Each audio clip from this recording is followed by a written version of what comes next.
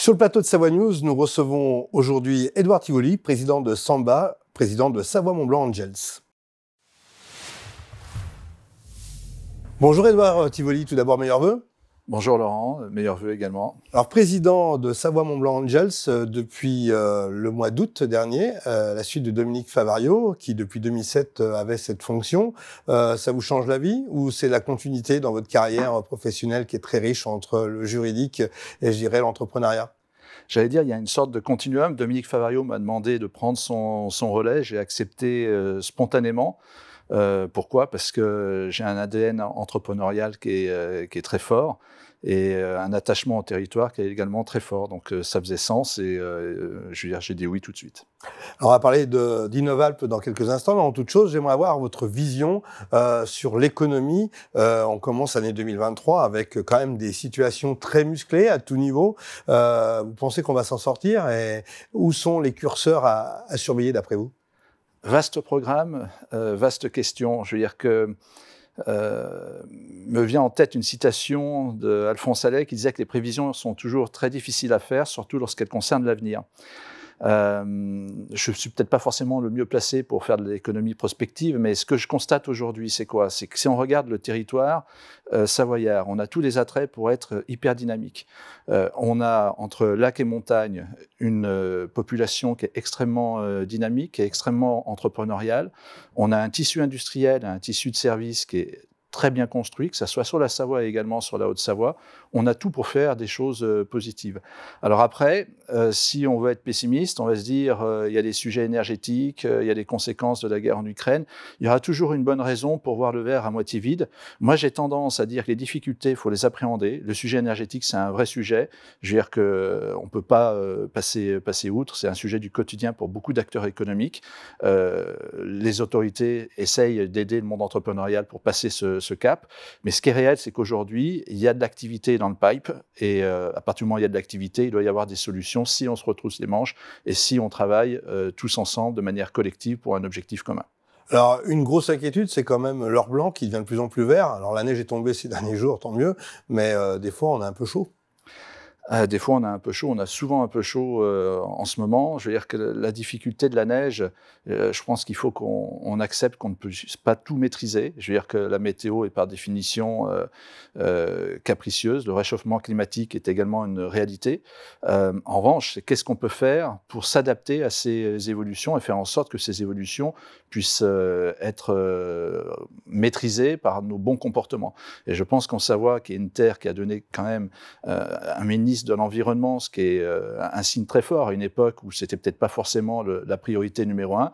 On a des atouts majeurs pour pouvoir être un acteur massif pour lutter contre le réchauffement climatique et derrière s'adapter à ces évolutions. Mais je suis d'accord que la neige qui vient de tomber est de bon augure, mais il faut se préparer aux années futures. Le quoi qu'il en coûte annoncé par l'État, est-ce que ça ne va pas déstabiliser nos investisseurs, les investisseurs dont nous avons tant besoin pour Samba ? Alors oui et non. Parce que le quoi qu'il en coûte, je veux dire qu'on peut dire, d'un certain côté, ce sont des impôts futurs, mais si on regarde les choses de manière objective, ça a permis de passer le cap du Covid, ça a permis de préserver le tissu industriel de la France et également de l'Europe. Tout ça aurait pu voler en éclats si l'État n'était pas présent et n'avait pas fait l'intervention qu'il a faite avec sans doute du quoi qu'il en coûte.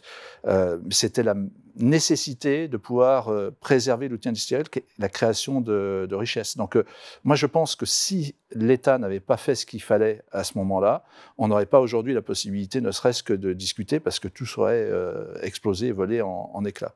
Donc, je pense qu'il faut regarder les choses de manière objective.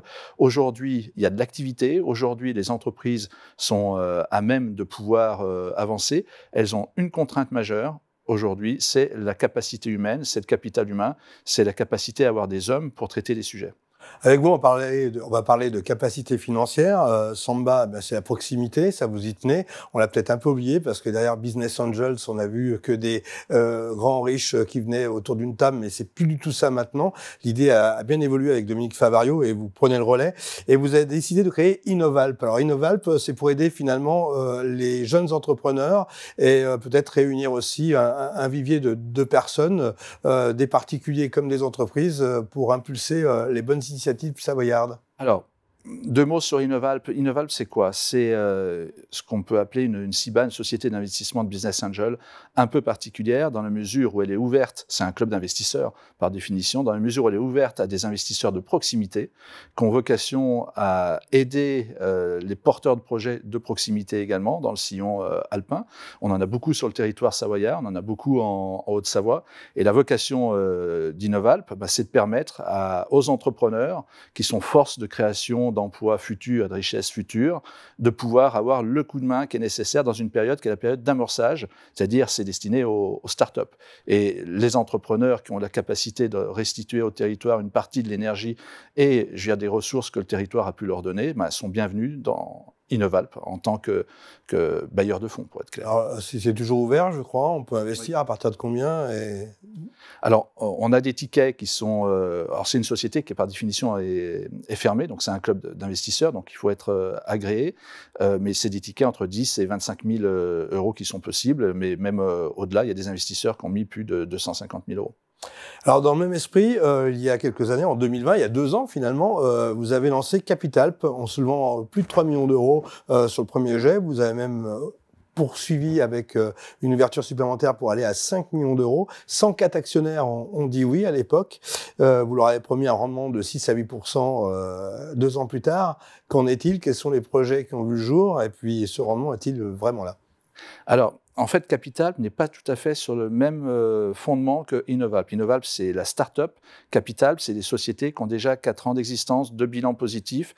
C'est destiné à investir dans des sociétés qui sont déjà matures et qui ont vocation soit à être transmises, donc dans un cadre de capital transmission, soit à avoir besoin de fonds pour assurer leur développement, ce qu'on appelle le capital développement.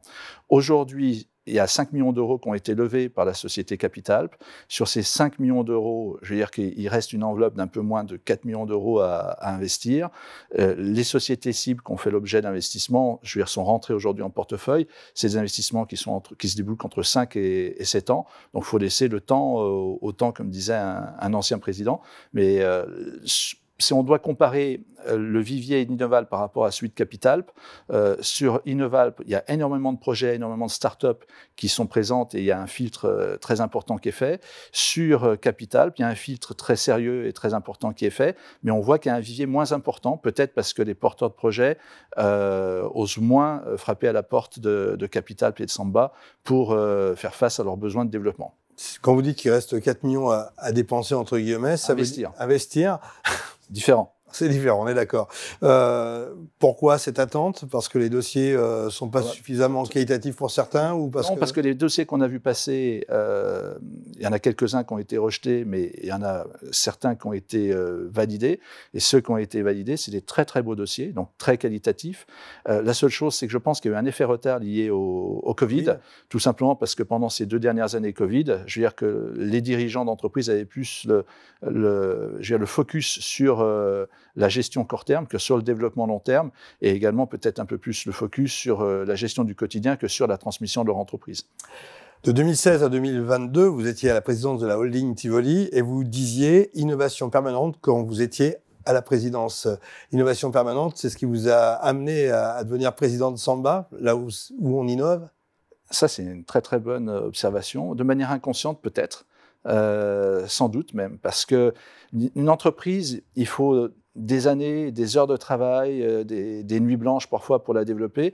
Il faut peu de temps pour la mettre par terre. Et il y a un driver qui est indispensable pour la survie d'une entreprise, c'est de ne pas rester statique et c'est d'être en innovation permanente. Pour moi, s'il y a 2 sujets à travailler en parallèle, c'est la gestion du capital humain avec la création d'une cohésion et d'un esprit d'équipe au service d'une innovation qui doit être l'activité de demain. Et il ne faut pas se contenter de traiter des sujets du quotidien. On doit traiter des sujets d'après, après, après-demain. Et ça, c'est l'innovation. Sans innovation, il n'y a plus de monde entrepreneurial. Pourtant, on vit dans l'urgence, hein. La visibilité, elle est de moins en moins grande, quelle que soit l'activité. C'est comme le porteur d'assiettes dans les cirques. Je veux dire qu'à un moment donné, il faut stabiliser l'économie et ensuite, on peut jongler avec les assiettes. Allez, encore une autre citation que j'ai repérée dans Le Monde. En 2019, vous disiez « On ne fait pas les choses pour se faire plaisir, on fait les choses parce que quelqu'un sur la planète a un besoin particulier ». C'est beau, ça?